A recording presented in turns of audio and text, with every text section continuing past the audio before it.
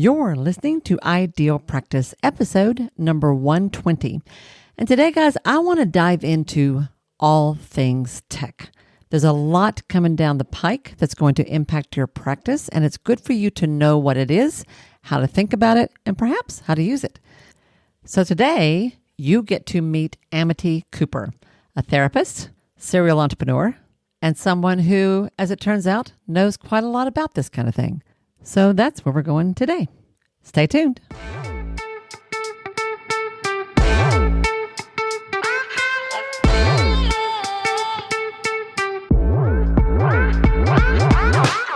Hi, I'm Wendy Pitts-Reeves, and with over 2 decades of experience in the private practice world, I've built my 6-figure business while learning a lot of lessons the hard way.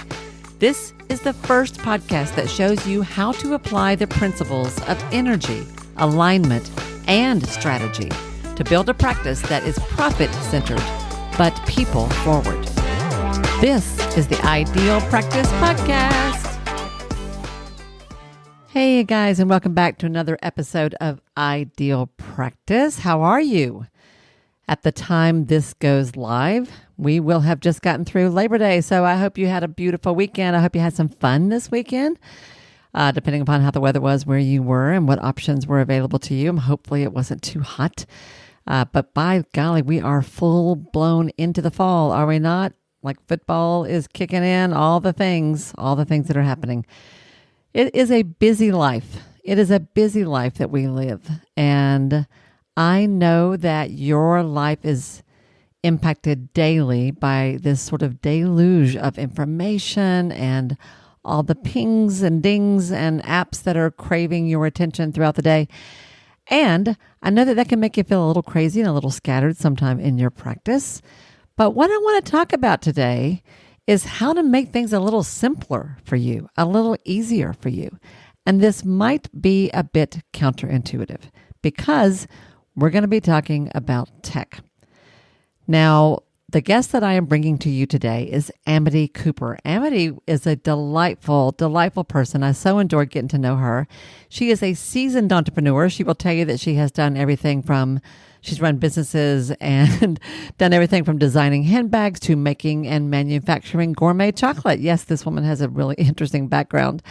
Somewhere along the way, life threw her a curveball or two. And she found herself, as you will hear, she found herself sort of tired of the hustle culture and the outward focus and began to turn inward to learn more about, what makes us all tick, right? And along the way, basically had a complete career change, found herself in mental health, and now is a licensed psychotherapist who offers all kinds of different ways of serving others. So she's run a lot of different businesses. Today, as a trained therapist, she's also an equine assisted therapist. She focuses on empowering other mental health professionals to serve their clients without burning themselves out. She calls people like you and me therapreneurs, which is a funny name, but I like it. And she's doing that through a professional service, a company that she calls the Clinical Career Collective, or C3 for short. She offers a boot camp you'll hear about at the end of today's call. But mostly what she's about, she's really passionate about this, is helping us harness the opportunities that technology done right can bring to us and bring to our practice and bring to our clients. And she has a lot to say about this and lots of good ideas. There's tons of juicy resources that she's going to share with you. And just really kind of get you thinking about different ways that you can use technology not as a wall, not as a barrier, not as a distance creator between you and your clients, but as a bridge to bring you closer to those you really want to help. That's a whole new way of thinking, isn't it? Yeah, it is. So without further ado, let's get in to the interview. All right. Hello, everyone, and welcome to Ideal Practice. I'm so glad you're hanging out with us today because we are going to have a really fun conversation with my guest today. I am so thrilled to introduce you to Amity Cooper. You've already heard a little bit about her in the intro, but let me just hop right to it and bring her on board. Amity, say hi to everybody. Hey, everybody. So happy to be here. Glad to have you. So we had a little craziness right before we got online because Amity is doing all things right, but the host here completely had our time all wrong. And I was like 15 minutes away at a coffee shop right before we got online. And like, by golly, I am here.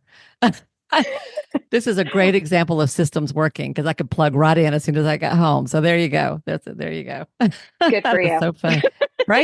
Crazy way to start my day.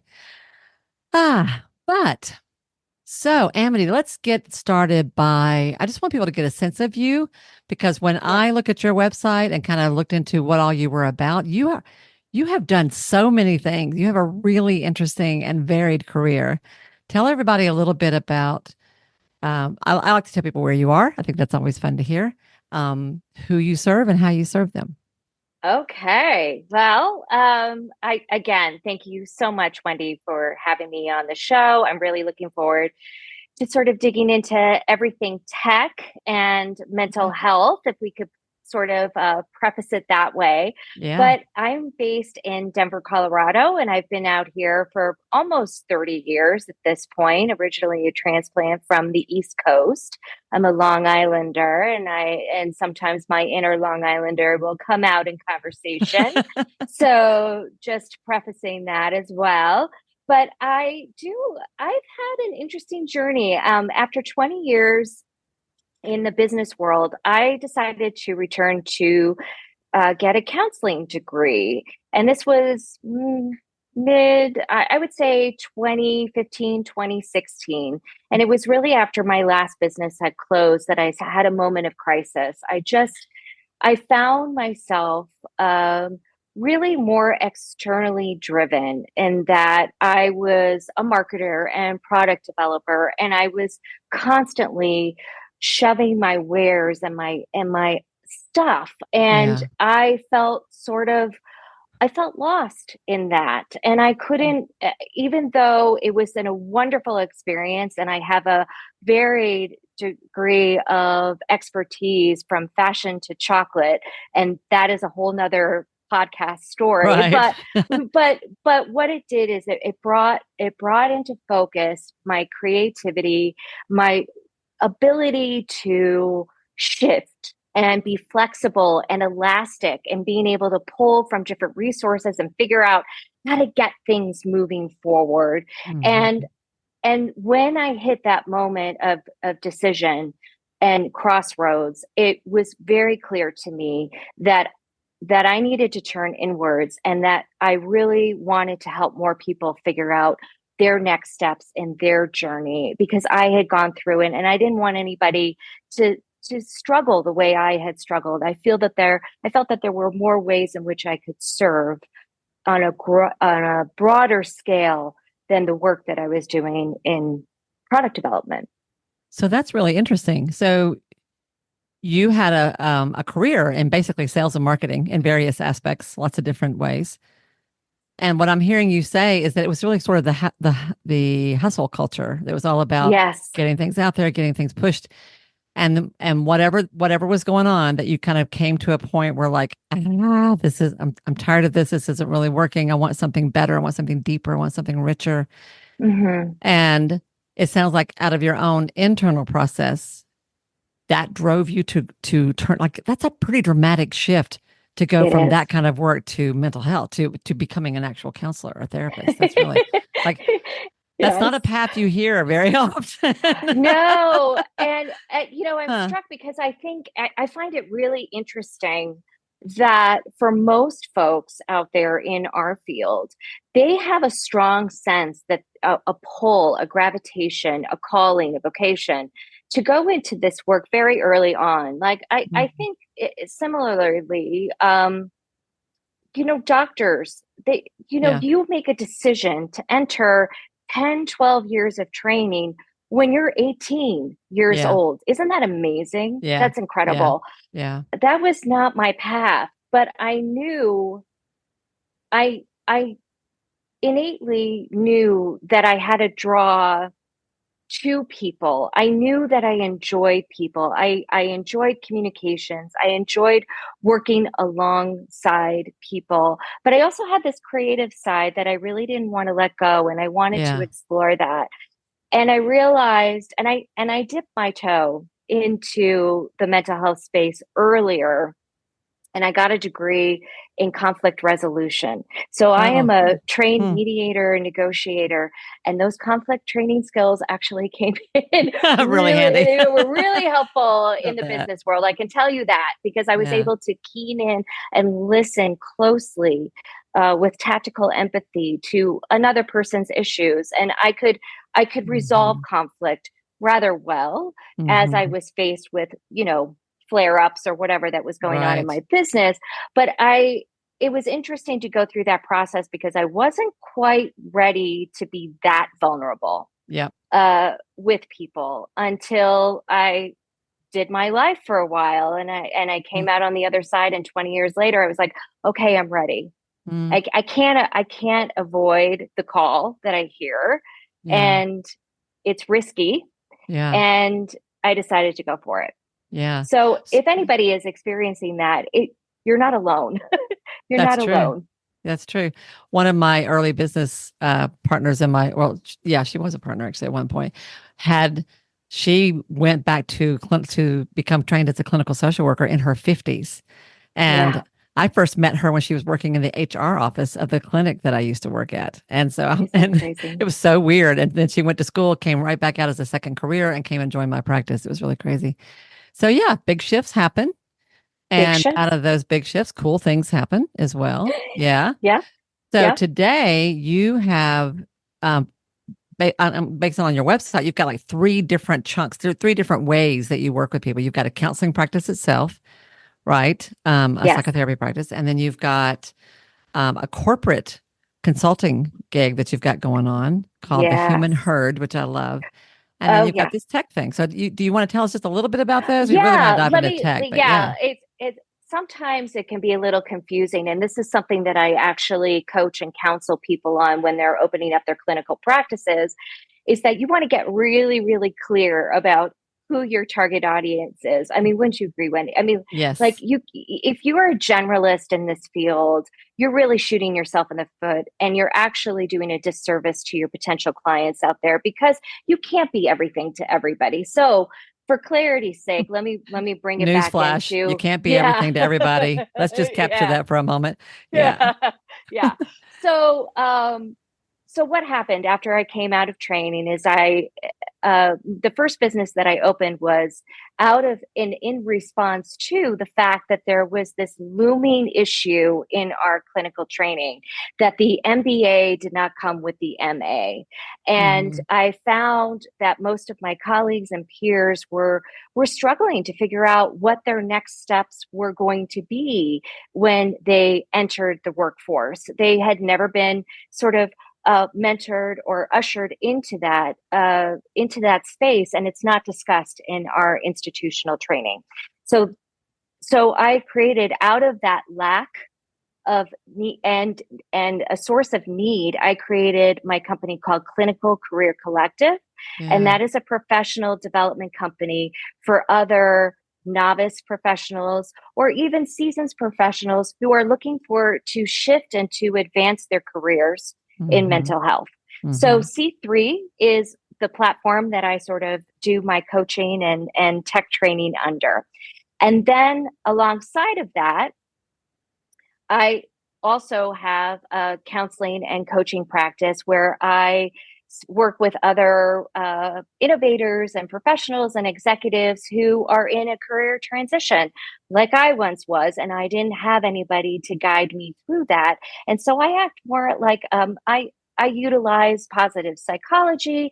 I'm also a trained equine therapist. So I Oh love yeah. Forgot about putting that. all of, That's right. yes, I love putting all of these elements together to carve a way forward for Hmm. individuals and to help them figure out what their North Star is. Hmm. Hmm. Okay.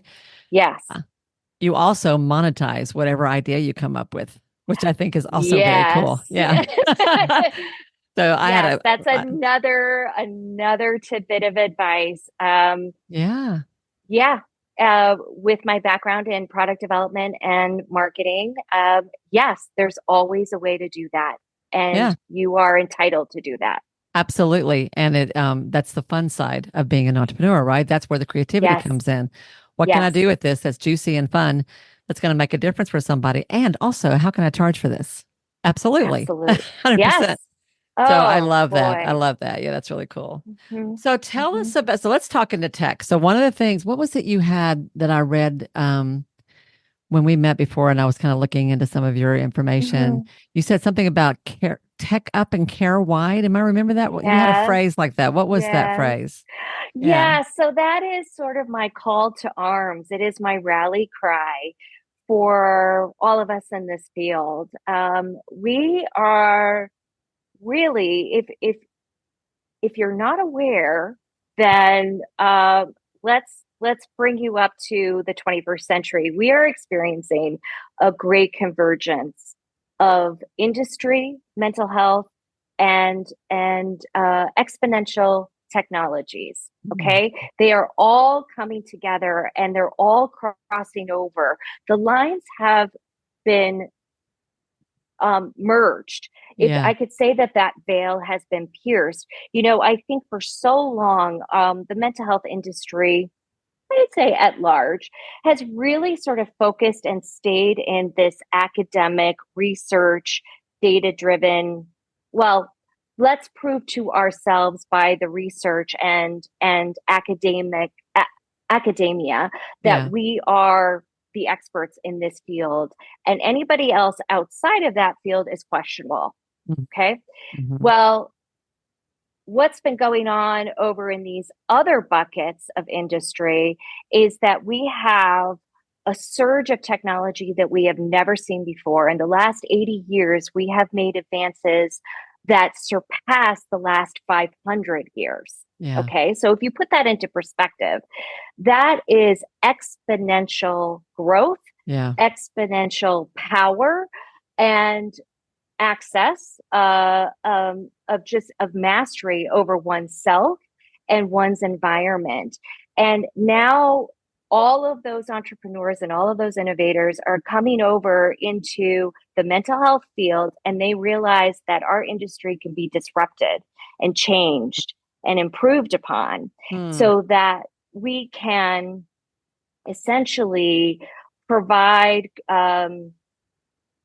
or recreate the contours of mental and behavioral health care therapy and patient management. It's amazing what's out there today. Yeah. So, and I think I would like to just summarize that up is that we're all virtually unlimited here.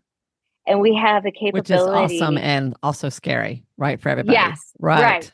But we have the ability to access one another like never before. And we Mm-hmm. also have the power to tech up and care wide Mm. and reach people and serve people and help others beyond our wild imagination. And so I encourage everyone to sort of jump on the bandwagon with me and let's go. Let's do it. So that's a really cool way of putting that. Um, that I really just like what you just said. We all have the ability to tech up and care wide, which is a reframe of what feels like this sort of juggernaut that's coming towards us in terms of technology, in terms of AI in particular, which I know is just like freaking Mhm. everywhere. Yeah. Um, and I think it's really easy to sort of block it out. I don't want to think about it. It's making me kind of nuts. I don't even know where to start with all this kind of stuff, et cetera, et cetera. But your point here is rather than resist all the different ways that tech can be impacting your practice and your clinical work, Mhm. embrace it, understand it, and look for ways to integrate it into your practice in a way that's going to serve everybody. Right? I think that's where you're going. Yes, yes. Yeah. And I think as a reminder, Yeah. okay, it's true. I think most of us have a love-hate relationship with technology. I Mm-hmm. mean, Yeah. when my phone goes wackadoodle or when my app doesn't open or my voicemail is inaccessible, I mean, I want to pull my hair out, right? Yeah. We all experience that. But let me just clarify. I mean, as a mental health professional, yes, there is a struggle and there is a growth spurt here that's going to happen. All right. We have to rise to meet the changes that are going on in the industry today and in the world.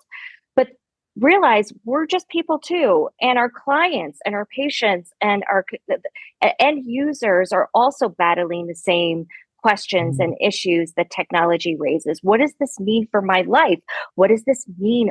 Is AI going to take away my job?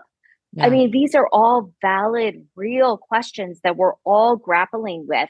So we're in the same boat Yeah. with our clients, and I think we have to remember that so we can give a little grace to ourselves Yeah. and to this process. It is a huge learning curve that we're riding the wave of. That's a really So good point. That's a really good point. yeah, Yeah. Yeah. yeah. And Your this is clients are what's dealing so with this interesting. too. Yeah. Yeah. And this is what they're coming to us for help and guidance. I mean, at least this is what I find in my practice and in my coaching practice as well. Most people are coming in and they're wondering, like, okay, I've gone so far, I've reached the ceiling in my career. What are the next steps? I'm seeing that my jobs are being outsourced elsewhere, or I need to have these tech skills in order to level up, and I Mhm. don't know where to get them. I don't know how Mhm. to get them. What's important? Where should I be looking for that? How Mhm. do I actually find a job today? Because all of the jobs are outsourced and utilizing AI research bots. So what do Right. I do? Right. So it's on a macro level and it's on a micro level. Hmm. So, what would you say are the biggest trends in terms of how tech is impacting mental health at the micro level at private practice? Like, what would you say? Here's what's coming down the pike. Here are some sort of big things or trends or opportunities that those who are in small practices, group practices, and not agencies. I mean, agencies and hospitals are probably using some of the same stuff. But what would you Yes. Oh, say? yes. Yeah. So just maybe Yeah. just give me kind of an overview of where you see things Okay. going. Okay. Yeah. Well, Yeah. let me step back Okay. just a moment and sort of give an overview of what these exponential technologies Okay. are. Okay. Okay. So, and then we can kind of break those down and discuss how they affect not only the mental health practitioner, but also the end user and how they sort of intertwine in that workflow. Mm-hmm. So, first and foremost, I see that there's four essential technologies that we're all interacting with on a daily basis. Okay. First and foremost, we have AI. Okay, that is the star child right now. So, and that application is essentially it's big data. It's predictive, using predictive analytics to allow for early detection in crisis. And it allows us to use that worldwide big brain and bring everything together in a cohesive way and being able to actually tap into the worldwide library of sorts Yeah. and being Yeah. able to type in a question to to go deeper in our research, because all of it is crowdsourced and built together to create this monster computer. Okay. Right. Right. I like the And worldwide so library idea. yeah, yeah, Yeah. yeah, yeah. Yeah. So it's like the third generation of what Wikipedia Yeah. For might real. have been, or Right. really, or just being able to access online all of our libraries. Okay. So Mm-hmm. this is the next stage where it's interactive. Mm-hmm. Okay. Mm-hmm. So the next thing that we're looking at is video. Now, you would say that's old hat, but in reality, video and telehealth specifically are transforming the mental health care space in ways that are so common now. We can't even imagine that just 4 years ago, Yeah. Zoom was an unknown word. Like, what do you mean? You're getting online, you're actually having a conversation screen to screen rather than knee to knee. Like, how is that possible? I And remember, I mean, right? I had a colleague who told me that she was teaching classes on Zoom a couple of years before that. And I was like, what is that? Yeah, And you're right. yeah, That is one of the big things that came out of the pandemic is it sort of forced so many clinicians to get comfortable with the tech, with the Zoom, with the face-to-face video idea. You're right. That Yeah. has been, and it is changing the industry because it's opening up so many options for people that they didn't have before. Yeah, in Yes, terms of because accessibility. Yeah. accessibility, and then you look at that across the landscape here. I mean, social media is predominantly video. Hmm. Um, I think I ran let me see. I think it's somewhere upwards of 83% of individuals would rather look at a video than actually read a blog post. So you Yeah. look at this huge shift and orientation towards consumption of information with images. Okay. I want to capture that, what you just said. So 83% of people in a survey or something that you Yes. right, Yes. would rather see a video than read a blog post. Yep. Yep, I have lots of thoughts about that. Okay, keep going. Okay. So it offers immediacy, accessibility, monetization opportunities, and I mean, we're all sort of entering this field wondering, like, how do I monetize my knowledge base? Like, so Mhm. video is an essential tool that needs to be in every mental health toolbox. Okay. So Okay. then, okay. So now I'm deciding which one that I want to go to next, but I think I'm just going to follow my list here. And so I'd like to introduce you to virtual reality. VR Hmm. is an immersive environment that offers safe, controllable spaces for a litany of issues like exposure therapy, and it particularly benefits individuals who are therapy averse, suffer from PTSD, have phobias, anxiety disorders, uh, mindfulness practices, whatever you're looking to do. The idea of stepping out of your physical space into an alternative environment has innumerable beneficial benefits for the therapy practice owner as well as the Hmm. end user. We're seeing gamification, we're seeing mental health videos and gaming apps used as an intervention and treatment application in VR situations. We're seeing VR trainings and experiences to train up our workforce. I mean, we have so many opportunities here with VR. Hmm. XR, which is extended reality, and it sort of encompasses AR, VR, and haptics. And haptics, ooh, this is very exciting. This is where you're applying. I've sort of gotten into this. Like, I geek out on tech. It's I can so see forgive that. me. I'm seeing it on Yeah, your face. yeah. So haptics are an an arm, an extended arm, if you will. So haptics could be like gloves, Something in my equine tactile. thick. Yeah. So Yeah. it's like a sensory experience. Hmm. It's a visceral somatic Hmm. experience. I Hmm. don't know if we'll ever get to the point where we can scratch and sniff our screens, but I would not be surprised Hmm. if somehow down the road, when you are in a VR setting, or if you put that VR headset on, I would not be surprised, because we have surround sound with those now, that there's sense and aromatherapy that's sort of thrown into that experience, but it allows you to completely immerse yourself in a different reality. Okay, so I went off track there a little bit, but okay. No, So that's VR is completely that. Like I know nothing about virtual reality, so that's a whole new idea. So that's very interesting. I would it love is to explore fairly that. interesting. Yeah, yeah. And I'll just plug this in that the course that I offer through C3 is called Do This First. And I actually include in my care kit that you receive a VR headset, because I want clinicians Hmm. to practice and to get comfortable using these tools. And maybe they'll discover that they really love it. Maybe Hmm. they'll discover and they'll try it out with their patients, just for, just because. And you never know what's going to happen, You never know. Yeah. You Huh. never know. Interesting. Okay. So the last bucket here that we're talking about are in general, like they're called wearables.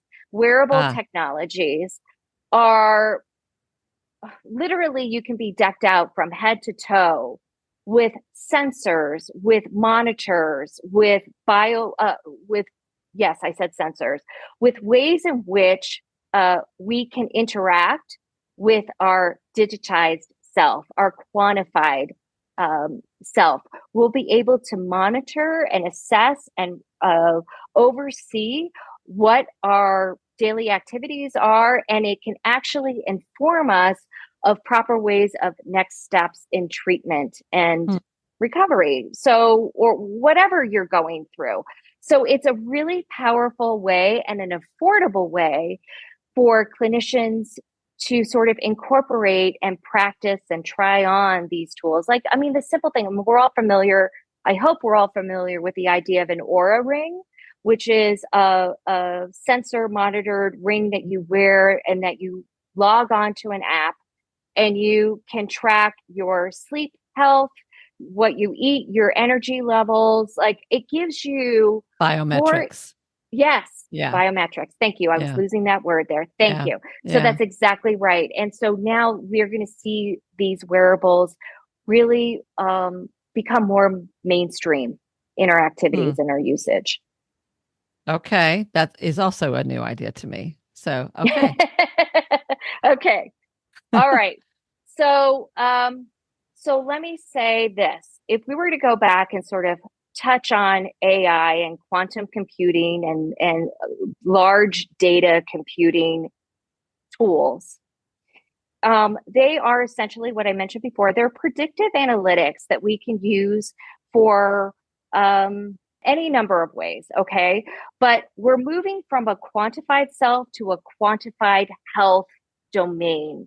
So if you look at AI or you create a Venn diagram or a matrix of all of these different tools and interventions that are now infiltrating mental and behavioral health, and especially, I think, just traditional mental health care has already embraced a lot of these tools, and we're sort of coming up the backside here and closing that loophole here. But we can use AI for crowdsourcing, for research, for enhancing and sort of throwing out this question to the great wide universe about, like, what is the best way to provide treatment care for somebody who is suffering from opioid addiction. Okay. Like, we can use that.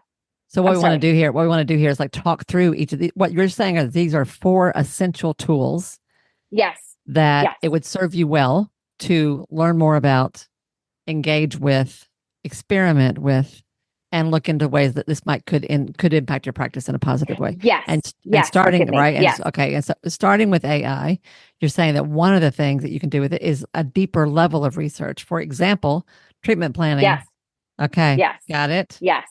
Okay. So there's AI powered diagnosis tools. Okay. There are, within the AI realm, we have a number of platforms that are expanding for research and open resources for all of us to access and contribute to. So let's say you're a specialist in addiction and recovery, okay? Whatever research or information you have, you can add that to the great computer, and you can upload that, and you can begin to work collaboratively with peers and colleagues that are clear across the world that you never would have had access to, or you just wouldn't have access to. Well, here with these new databases, you're connected. You're connected in, and you can grow the body of research that you're doing together through these resources. Okay. So there's a few that really come and stand out, and I can provide a handout for all of your listeners later. Okay. After the show. But we have Open Science, which is a crowdsourcing research platform. We have helping give away psychological science. And that acronym is HGAPS. And that is if you're looking for a new assessment tool and you just don't know where to look and you've exhausted all your other resources and referrals, you can turn to this database and you can search and find the kind of assessment tool that is needed.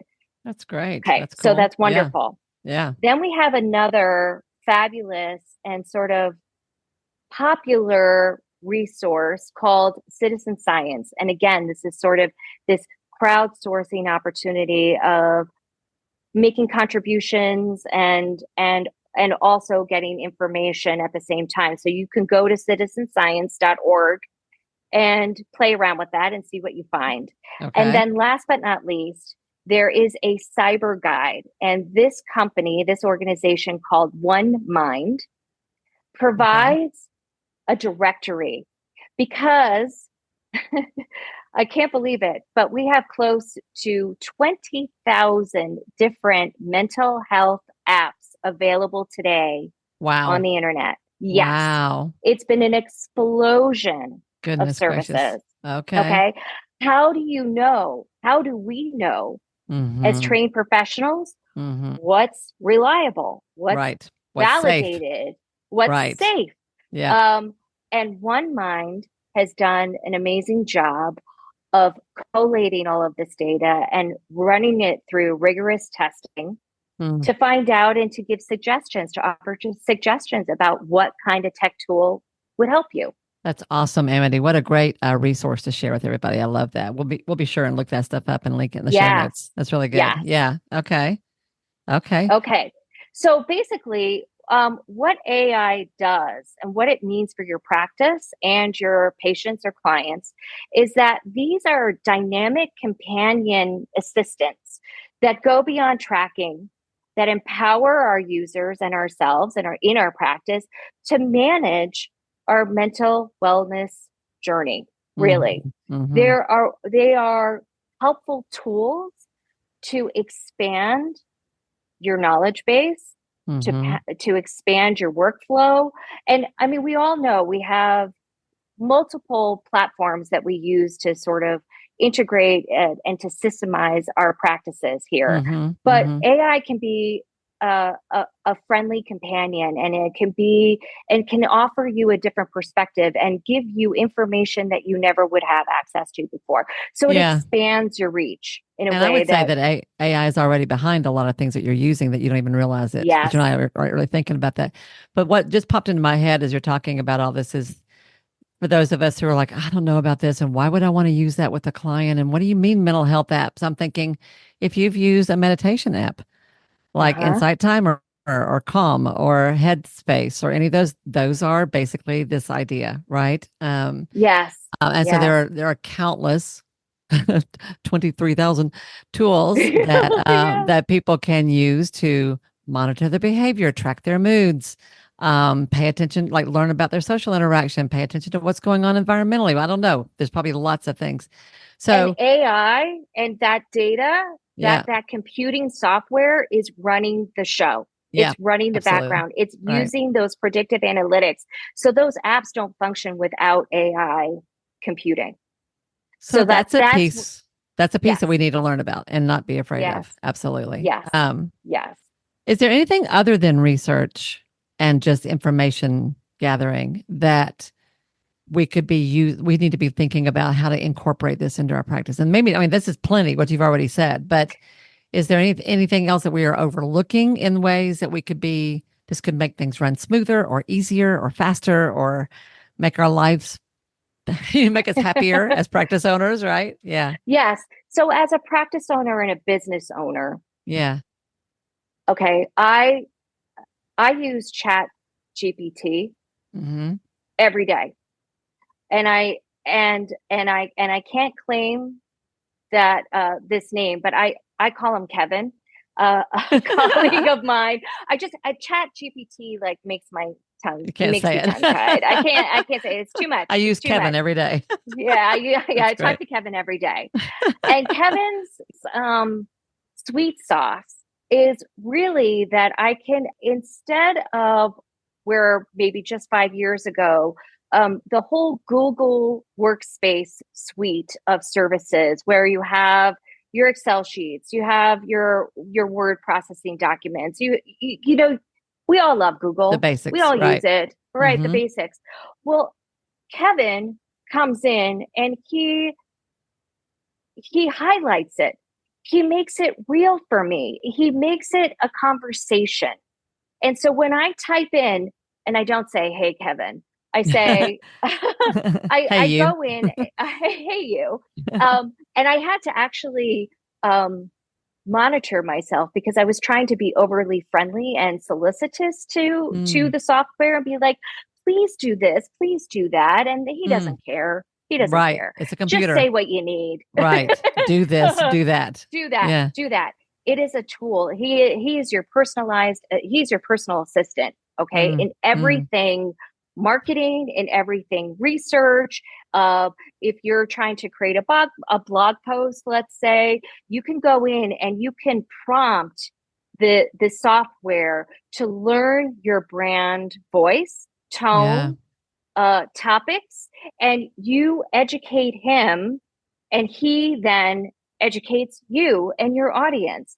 And Mm, what would take me, I'm saving time and I'm saving effort, and my productivity is exponentially shifted to the mm-hmm. positive, Mm-hmm. and I can produce and write in ways that would be arduous for me in the past. It Well, I would was take just me a thinking, whole day, yeah, and it's right? not just about producing more, it's also about producing easier. So it's also about managing your energy Exactly. or protecting your energy. So when you've got a full caseload, and if you are, guys, I am going to say this, if you are looking at upping your marketing game and you want to look for ways to contact and stay to engage your clients, your mailing list, which I've talked about on other episodes here. Yeah. Um, Anything that you're doing to build an audience of potential clients who are drawn to the work that you do, using something like ChatGPT, and there are lots of things out there, and there's pros and cons to all of them. And yes, like you need to go educate yourself on that.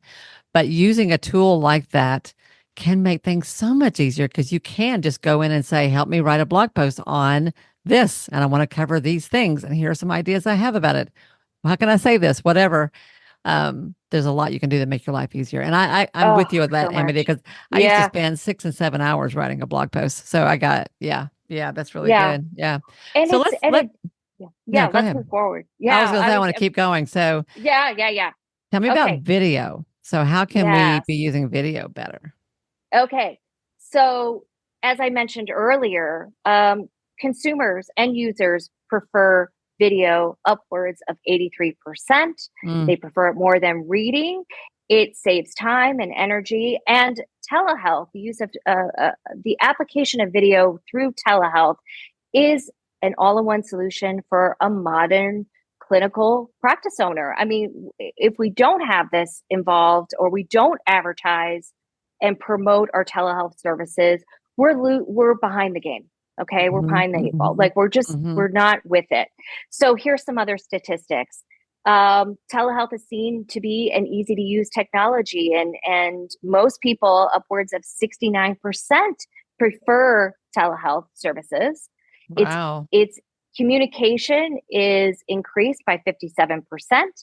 Online scheduling capabilities upwards of 47%, and ease and access made by the immediate opportunity to book appointments through our video systems and through our Calendly schedule.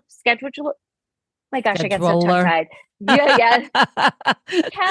Calendly schedulers, okay, Uh-huh. again, sort of run in the background by AI, um, has become instrumental in making our practices and our businesses more streamlined by 47%.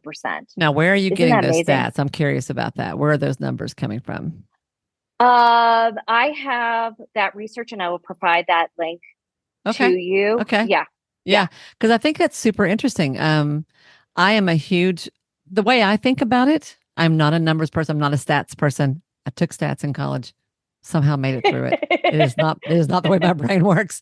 Yeah, right. But the way I think about it is that anything I can do that makes my relationship with my client easier, smoother, more seamless, anything that makes it easier for them to contact me, to schedule with me, to pay me, to to work with me, right? All of the anything that like the fewer bumps there are on the road along the way, because it takes almost nothing to throw you off. If it's already taking all of your courage and all of your internal drive to call and ask for help anyway.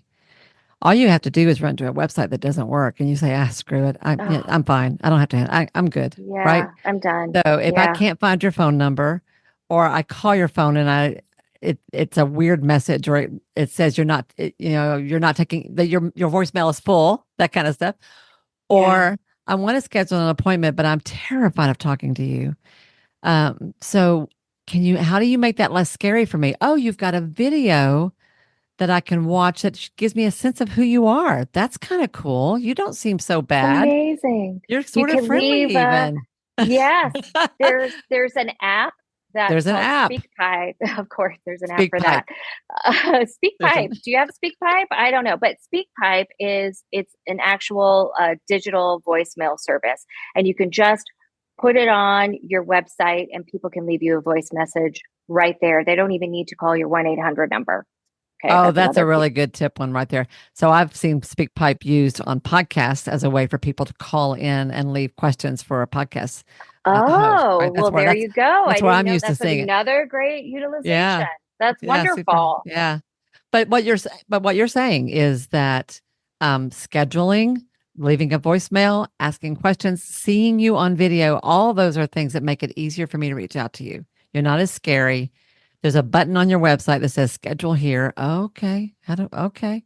And look, I can pick my own time and I can see when you're available. How cool is that? Oh, it's I'm a, amazing, I right? push this because I run into resistance about this. And so it's one of the things I tend to nag people about because I'm like, good Lord, y'all, this will make your life so much easier. So, and you're also right that Mhm. all of that is being powered by AI in the background. So don't be scared of it. Just lean into it and figure out what's going to help you. So Yeah, good. our goal as a clinician is you want to ease the friction here. It's Yes, that's hard enough. exactly. I really like what you said, Wendy, about like it's hard enough for that person in pain to reach out and look for resources. It takes a lot of courage, Hmm. and you have to have agency to do that. And so our job is to make that as easy Yeah. and as frictionless as possible. That is Yeah. our duty as clinicians to be available, right? So don't fight it. Make it Right. just be open, be out there, and give them multiple ways in which they can access you. Yeah, and another thing I want to say about this, I want to put a pin in this real quick, is Mm-hmm. that because those who are in the healing arts, those of us who are in any kind of industry like mental health or yoga or life Mm-hmm. coaching or any of these things, we are such heart-centered people that we connect with people like energy to energy. It is I almost agree. it's such Mm-hmm. a it's I don't even know the language to use, but it is so critical for us that we feel connected to people. And I think a common misperception, you tell me if I'm right about this or wrong about this, is that tech becomes a barrier or a distance or somehow or another it puts a wall between me and my clients.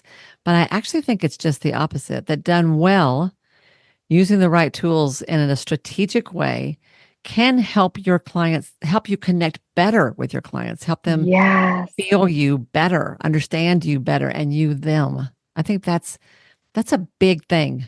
It's dawning It as we're is a talking about this. I'm huge, thinking, yeah, that's the misconception people have, right? I have this quote that I'm just going to share with you. And it's technology seems to be all about machines, but it's really about people. And Mm. that is from Jay Levinson, the guerrilla marketing and Ah, technology author. I have guerrilla marketing on my shelf over there. Ah, I read that about 100 that years ago. great? That's funny. You're spot on with that. Yeah, It is a way, it bridges the gap between us and them. there you go. And it's a powerful, powerful healing opportunity. Yeah. Yeah. Yeah. If they can see us and respond to us sooner, oh my gosh, how many lives can we save? Yeah. Really? Right. It's powerful. It's powerful stuff. So, okay. Then I'd like to just sort of round this out with talking about wearables. Okay. Okay. Um, we are, the Because I have goal is no really, idea. I have no idea how you could use that in a practice. The only way I can think of it is there have been times I've helped people track their PMS symptoms when in uh-huh. certain situations, and I can think there's probably an app that would help it. There is an app for that. Yeah, there's Yeah. an app for that. There's an app for that. But I have no Yes. idea how wearables can help in a counseling practice. So yeah. Well, it's really a tool for digitized health screening and monitoring. Okay. Okay. So the goal is we're shifting across the board. The trend is we're shifting from disease to wellness. And that Mm. includes we want to know everything about ourselves. It's self-management with Uh, passive symptom tracking. Okay. So anywhere from our sleep habits to what we eat and our glucose levels to um, wearing a Muse monitoring biofeedback device that regulates our meditation practices. Okay. hmm. Muse, trymuse.com is a tool that provides you real-time access to how you are, how mindful you're being, how your breath Huh. is. It's amazing Wow. how there's not only is there an app for that, there's a tool for that. There's a digitized uh fun tracking tool So for this is that. biofeedback on the go. That's what Yes. this is, right? Yes. Yeah. Yes. So in terms of self-empowerment, if certain wearables can teach your clients to self-monitor Yes. what their stress level is, what their heart rate is, what their breathing is like, what their attention is like.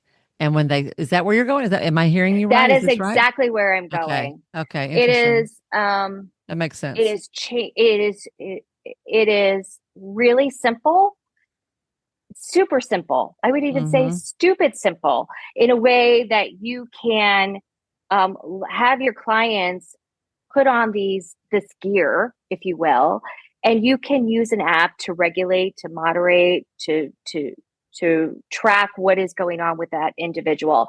So there is a great example, at least for stress management. There's a lot of, what we used to have. If you're car sick or motion sickness, you would have those acupressure point. Yes. Little You bands would you wear wear on your those. wrist. Yes. Okay. Mm-hmm. Well, imagine that technology now techified, if you will, where we can put these buzzing, they're called touch point solution wrist bracelets that you wear, and they send signals. They send like vibration signals to those pressure points. Hmm. And within a matter of 5 minutes, you can regulate yourself. If you're having a panic attack or a stress attack, or a child is out of control, you put these on. It's that pressure that is needed to bring in Huh. self-regulation. You can do that. You can wear them on your wrists or on your ankles. They work Wow. in the same capacity. They're amazing And tools. what's that called that you're talking about Those are there? called touch point solutions. Touch point solutions. Never heard it. I'm familiar with the bands, but that's super Now, interesting. this is where I really geek out because there's even things, well, you have like Google glasses, Google Mm-hmm. lenses, where eventually we're going to be walking around and we'll be able to look out and have conversations outside, which is this augmented reality experience. Okay. So there's that, but there's also a scanner, like a full body scanner that we'll be able to just use with our smartphones to sort of regulate and see and check in on our organs. Okay. Mm. There are from wristbands to tech enhanced fabrics where we can wear shirts and we could get biofeedback information about our heat, our heart rate. We can monitor our heart rate. Now I know this is more towards traditional medical model, but this is what's going on. These are the advances that healthcare professionals are actually using in their practices and in their hospital settings today. Okay. Mm. So then there's even the point of like exactly what I was saying about the touch point Yeah. sensors. You can even have these little chips embedded into your socks. In your And socks. you can wear them. But I think there's some new research that's coming out where we're using voice biomarkers and with AI recognition, like companies like Agnito and Lissa, Lissa, that are being explored to use the point of language, the entry point of language, to distill and a mental health illness or disorder. So if a client, and so I don't know how, I'm going to step back a little bit. This is an amazing advancement in our field, because if we were to really summarize it, we're professional listeners. Okay. Yeah. We use language is our source of information and treatment. Okay.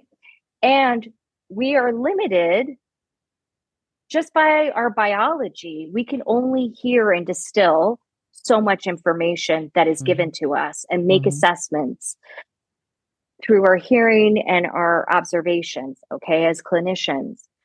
But with this implementation of using augmented voice biomarkers, that computing rigor can actually distill and disseminate underlying markers that are unheard through the human ear. And we're able to get with more clarity and precision of mental health diagnosis than we were before. So give me an example of that in real life, what that would actually look like with an actual If person. somebody is presenting depressed, we don't know where the depression comes from. They're just giving us, the client is reporting back to us the symptomology of that experience. We don't know if that depression is genetically or mood related. We don't know if it's stress outside environmentally related. We don't know. Situational, historical, yeah, exactly. Biological. So, got it. Right. And we just have to go by what they tell us and what our observations are. But we're inherently biased and we can't see everything. We're limited. And so these tools can actually come in and assist us so we get a clearer understanding and we can develop a better approach to treatment. How would that work? So in that particular, and I don't want to get too far into the weeds, but just in terms of taking some of this sort of an abstract idea and making it like, so what exactly what does this actually look like? Is this like something that would like record the session and hear things in their voice that we don't hear? Or this is being studied right now. I believe that there are 2 or 3 companies right now that are out on the market and that are promoting and advertising this. Okay. Got it. There is Lissa is a research project that is being conducted by 2 mental health therapists at, I think, the University of Colorado, Denver, possibly. But I have that in my notes, and I, again, will forward that on if anybody else is interested. But it is fascinating. Yeah. This feels like Minority Report in a good way. It just feels like the expansion and opportunity to get really clear on our diagnoses, to help to get a clearer view, a clearer picture of our clients.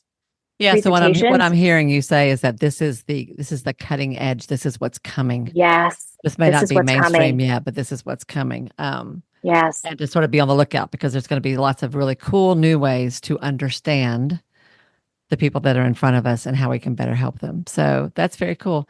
Do you mind telling me I've got two more things I want to talk about real quick.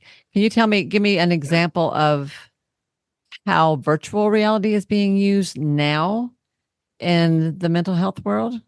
Sure. Like you talked Sure. about, like exposure therapy, but that's an easy. If I'm afraid of flying and I'm going to do something that helps me see, imagine getting on a plane instead of having to go to the airport with my therapist, right? That's Yeah. where my brain went with it. I don't know.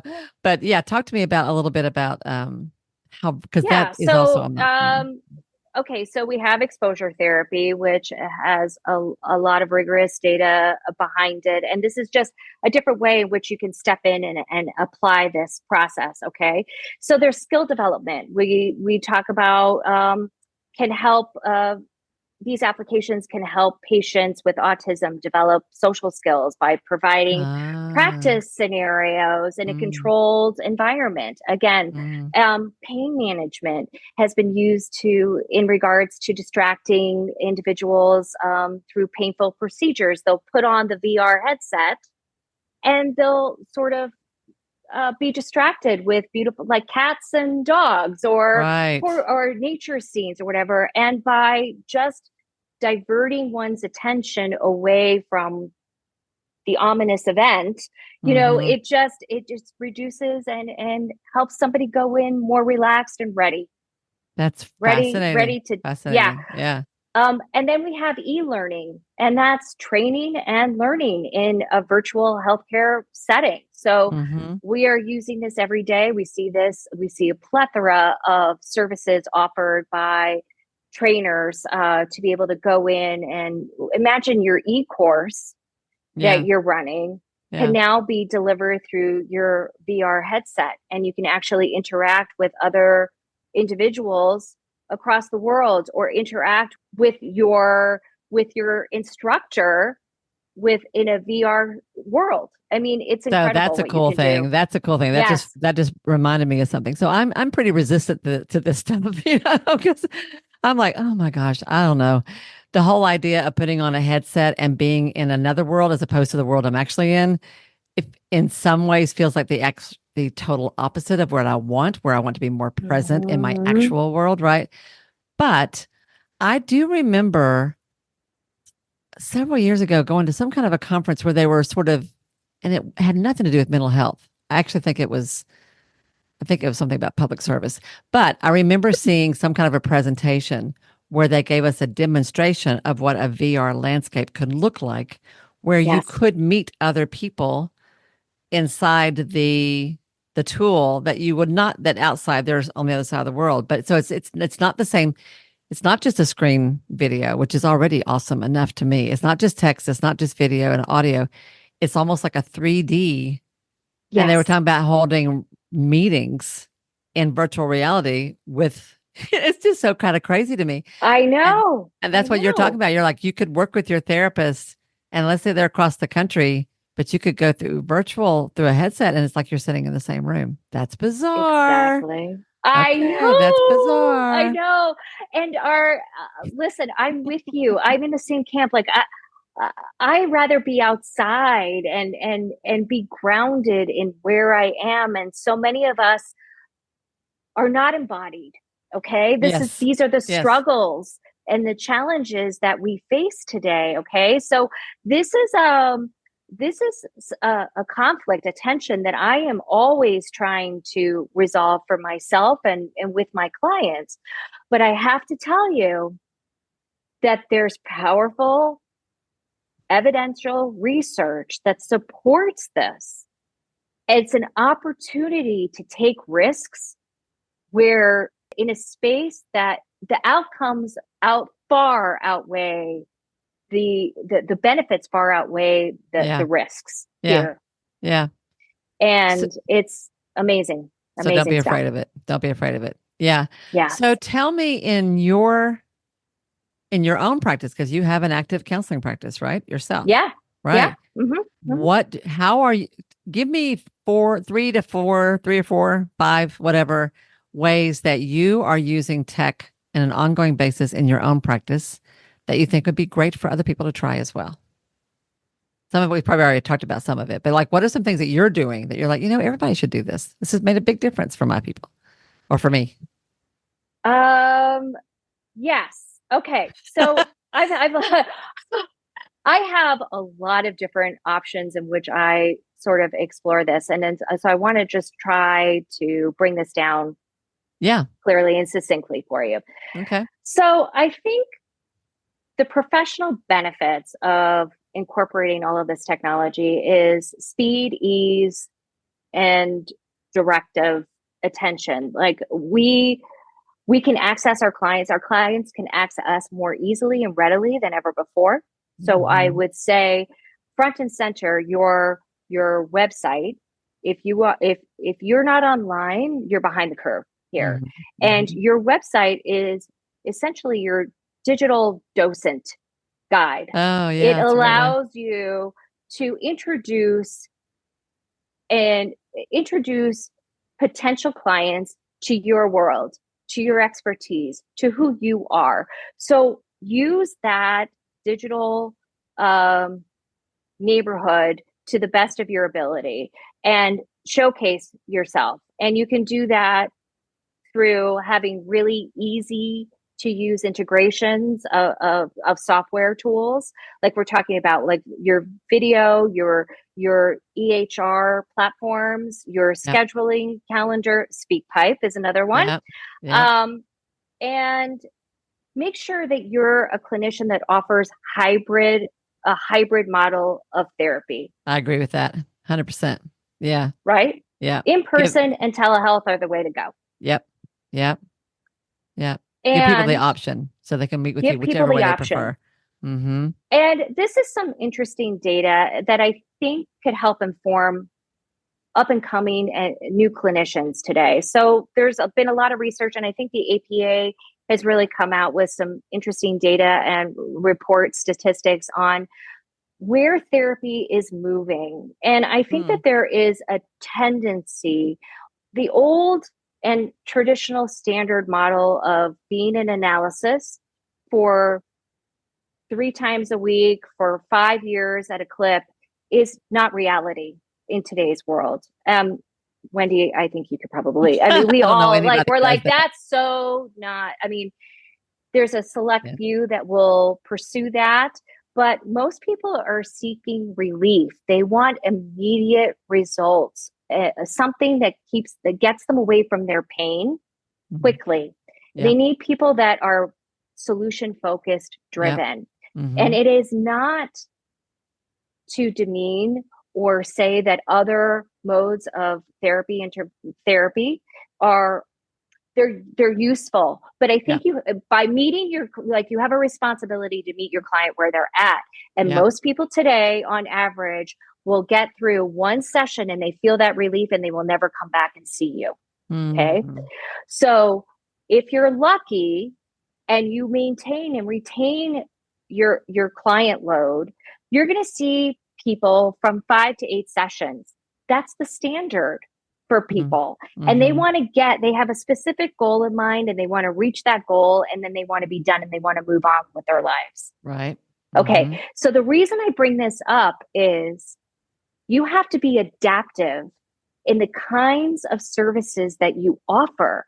And for me, what I have done is I've added 3 levels of service to my practice. One is an actual 75-minute single session strategy session where somebody's coming in and they just have this one thing that is driving them crazy and they just need to talk it through with you. Yep.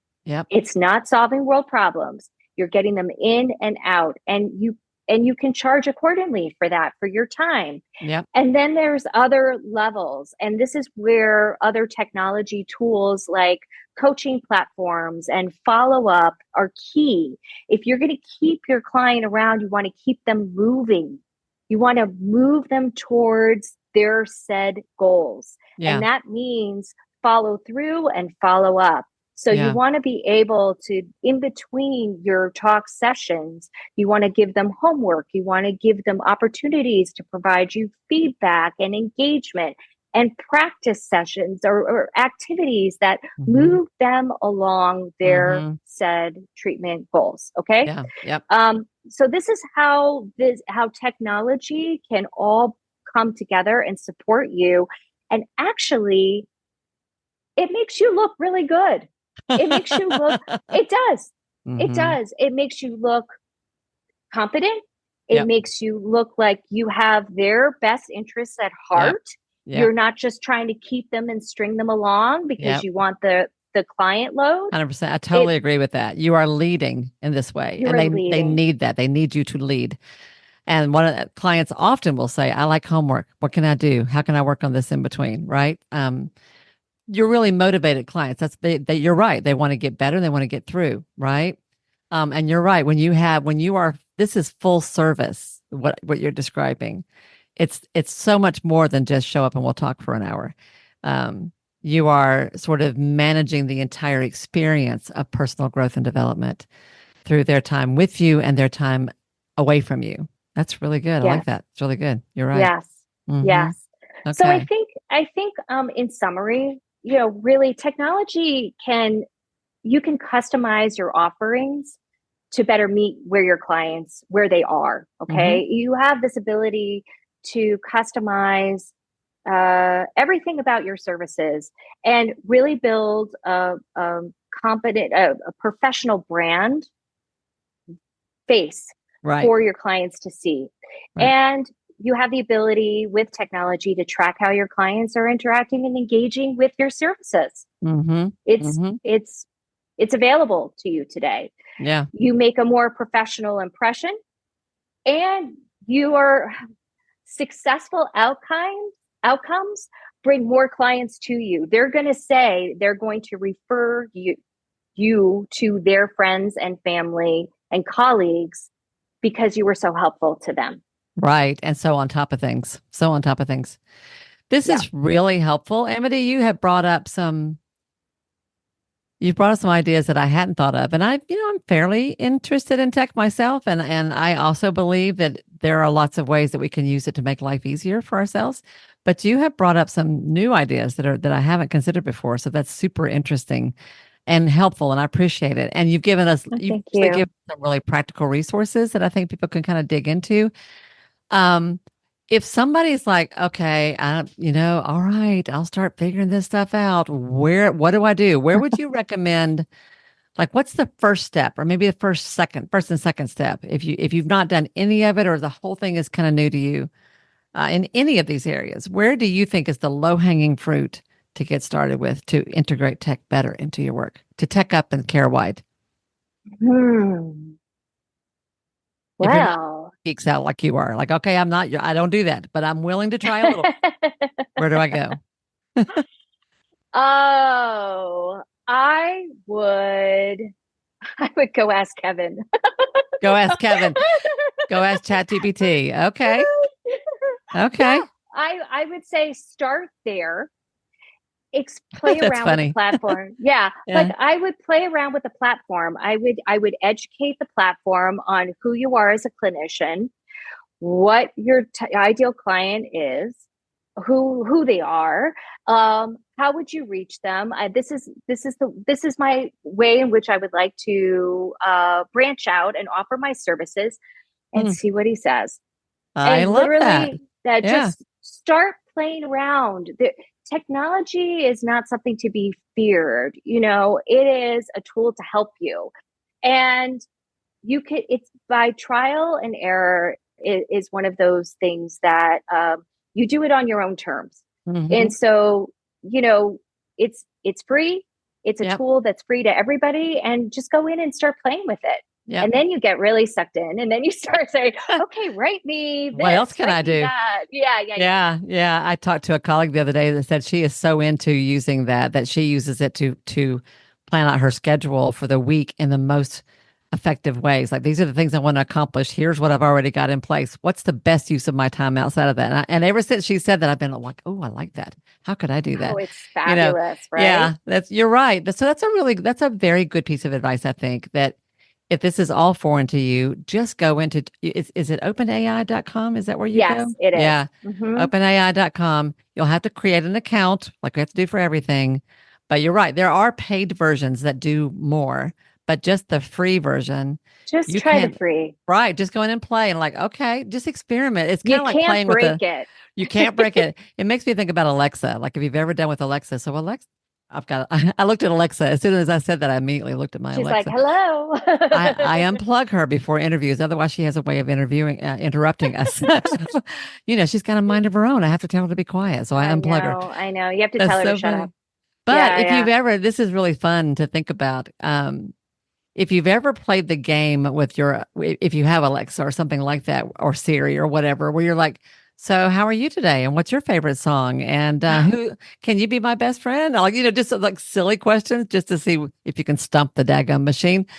That's what you can do with ChatGPT. Okay, here's what my business is. Here's who I see. Here's what I like. Here's what I don't like. What do you think I should do about this? Like, and just sort of see what comes. I think you could have a lot of fun with it. Yeah, So, and I would, Amity, yeah, yeah. go Mhm. ahead. What were you going to Oh say? no, I was just going to say another wonderful. You could play around with this. I really I happen to use this software service. It's called Quenza, Quenza, and Okay. it is positive psychology based, but it offers a platform in which you can provide activities and follow up assignments to your clients. I would explore looking at that because I think if you're in the clinical seat and you're working with your clients every day, ask them to say what other things would you like to explore, and Yeah. maybe this could be a tool in your toolbox Yeah. to providing homework and follow up. Great. That's So great. I've never even heard of that. Thank you. That's really great. Yeah. mhm. Yeah. So tell me, for people who want to learn more about you, who want to learn more about C3, who want to learn more about all that you have to share and to teach, what's the best way for them to find you? Oh, well, I can be found at clinicalcareercollective.com. Okay. And like I said, I run this 7-day boot camp called Do This First, and it is specifically for clinicians and mental health professionals coming into the field who were never taught the business basics. And so, this course, I walk you through 7 days of how to set up your business properly and to give you all this other information about how to incorporate technology into your practice so Love that you it. can find me there. And then if you are interested in coaching or counseling services, you can find me at wayfindingpractice.com. Wayfindingpractice.com. Okay, that's good too. I didn't know about that one. Okay, excellent. Excellent. Thank you so much for this. It's really, really been helpful and sort of a thought-provoking conversation, I think. And so many, for those of us who are a little geeky and who like getting into like, I have I can spend a lot of time looking at productivity tools. I have to really rein that in sometime. But you've given us lots of places to sort of think about exploring and playing with this and just sort of see what you can do because it's a whole new world. So why not engage with it? Yeah. Yeah. Oh, thank Yeah. you. A whole new I world. love this conversation. It has been so fun for me. And I thank you for having me on your show. I've really enjoyed it. Absolutely. Absolutely. You got so much to share. I knew it was going to be good. I knew it was going to so one of the things I like to do with folks as I'm bringing things to a close is I always want to make sure I haven't left any stone unturned. So is there anything that we haven't talked about or that I haven't asked you or anything that you just sort of feel called to share that's going to make this conversation complete? Oh, Wendy. Okay. That look. um, okay. So for me, I really, this is a call to arms. We are 1 million clinicians short. This looming mental health crisis is not dissipating, and there's just not enough of us to go around. So I implore you, if you are sitting on the fence and unsure if you want to step into the arena to be a healer, to open a private practice, or to just get out there and start working with people, you are enough. You are needed, desperately needed. And there's room for you. We welcome you with open arms and we would love to work with you. And goodness knows people are looking for you. So don't sit on the sidelines. Please, Yeah. please, please get out there and serve wide. So I love thank it. I love it. I love it. Care wide. Thank you so much, Amity. Thank you so much. And you guys, make some notes about all the things you've heard. If we've thrown around a lot of terms and you're like, I don't even know what that means, I will have all this listed in the show notes. Make it a point to go look at that. Okay. And go check out her website and get on her list because she will be teaching you more about this over time. Be sure and check out the bootcamp idea, which is a super fun idea. I wish there had been things like that when I started my practice. Have a great week, everybody. Let me know what you think about this. I would love to hear from you. Are there aspects of this that you want to know more about? Would you like us to go deeper? If so, reach out to me and tell me, and we'll do a little bit more of this. Okay.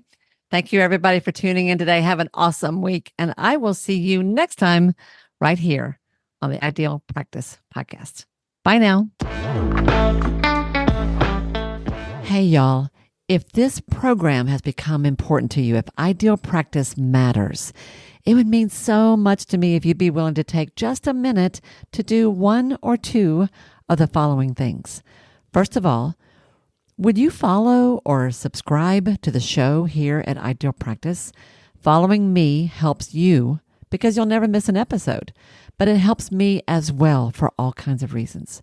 To do that, all you have to do is go to the show page for Ideal Practice on Apple Podcasts or Spotify or wherever you listen to podcasts. There, just click on the plus sign that you'll usually find in the top right-hand corner, or click on the word follow that you're going to find somewhere there on that page. Of all the things, this really is the most important thing you can do for the podcast itself. While you're there, it would be extra special if you would be willing to give me a 5-star rating, and even better than that, a review with your own words. Your words matter. And when you write what you feel, what you think, you uplift and encourage others. And I love that. If you want to go a step further than that, take your favorite episode or two, one of the ones that has meant a lot to you, and share it with a friend. Could you do one or two of those things for me? I promise I will love you forever. You guys matter to me, and I value your support more than I can possibly say. Thank you, sweet friend, for anything you can do to help me out and support the show. I'll see you again soon.